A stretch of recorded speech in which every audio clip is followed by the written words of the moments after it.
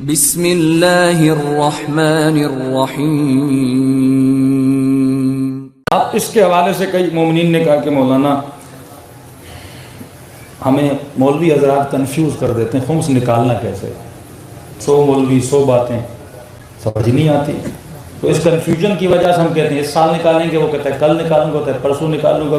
کوئی مولوی ایسا سمجھاتا ہے ہم کہتے ہیں بھائی یہ تو نکال ہی نہیں سکتے۔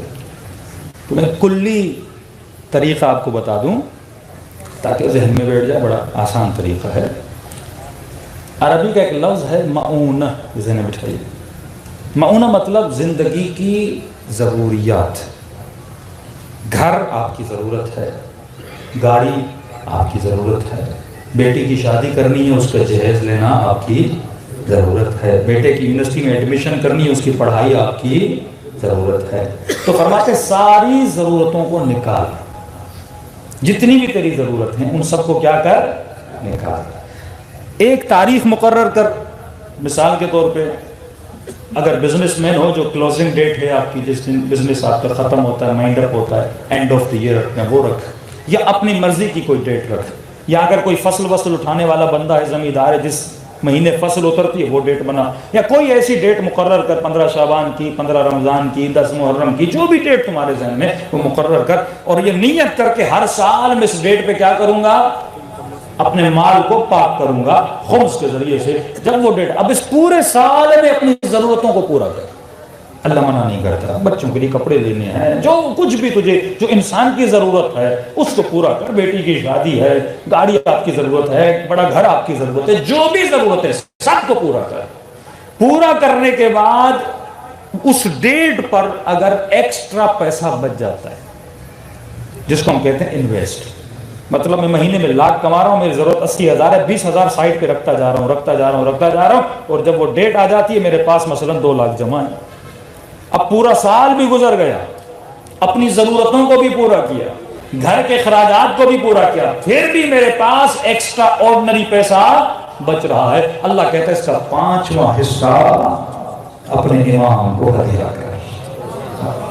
اس کا 5واں حصہ، خمس مطلب 5واں حصہ، مطلب آپ کے پاس 1 لاکھ ہے، ڈیوائیڈ کرو بائی 5، 10 لاکھ ہیں ڈیوائیڈ کرو بائی 5، 1 کروڑ ہے ڈیوائیڈ کرو بائی 5، 5 حصے بن گئے نا، اس کا 1 حصہ اٹھا لے، اس 1 حصے کے بھی 2 حصے بنا، مثلا 1 لاکھ ہے، 5 حصے کرو، 20,000 ملٹیپلائی بائی 5 کتنا ہوا، 1 لاکھ ہوا، 20,000 1 حصہ اس کا نکالو گے، اس میں سے 10,000 امام کا ہے، 10,000 اولاد امام کا ہے۔ صلوات پڑھے محمد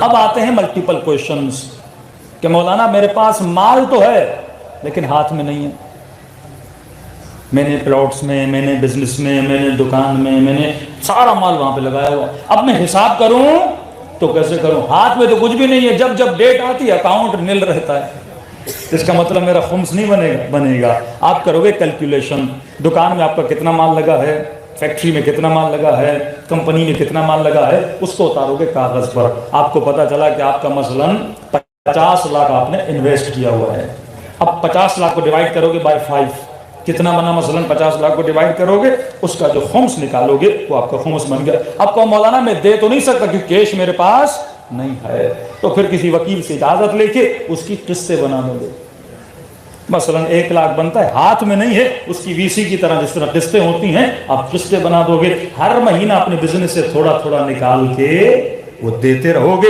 اس طرح مال بھی پاک ہوتا رہے گا، امام بھی راضی ہو جائے گا، اور وہ مال جب گھر لے جاؤ گے، اب یہ بچہ جب کھائے گا تو ایسا ہی بنے گا جیسا علی بن ابی طالب چاہتے ہیں۔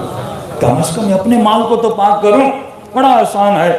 اب اگر نہیں بچ رہا سال کے اینڈ پہ کوئی خمس نہیں ہے، کسی نے کہا مولانا میرے پاس 2 گاڑی، میرے کو 2 گاڑیاں اگر آپ کی ضرورت ہے یہ بھی معونہ میں آتا ہے، بیٹی کی شادی کرنی ہے، میں نے بینک اکاؤنٹ میں 5 لاکھ رکھے ہوئے ہیں، کچھ مرجع کہتے ہیں اس سے نکلتا ہے، لیکن اکثر یہی ہے کہ بیٹی کی شادی کرنے سائڈ میں رکھا ہوا، اس کا کوئی خمس نہیں ہے کیونکہ آپ نے بیٹی کے جہیز کے لیے پیسہ رکھا ہوا ہے۔ خمس ہے ایکسٹرا پیسے پہ، یعنی سب کچھ خرچ کرنے کے بعد، پیٹ بھرنے کے بعد پھر بھی میرے پاس بچ رہا ہے، اللہ کہتا ہے اب تو حیا کر، اتنا میں نے دیا ہے تھوڑا غریبوں کو بھی دے دیا کر۔ صلوات پڑھے محمد